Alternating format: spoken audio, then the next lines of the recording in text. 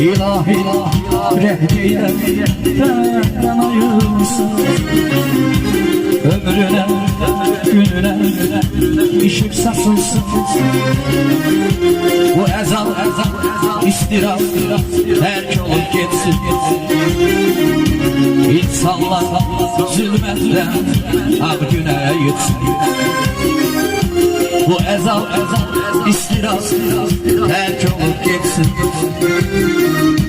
İnsanlar zulmetten ab güne yıtsın.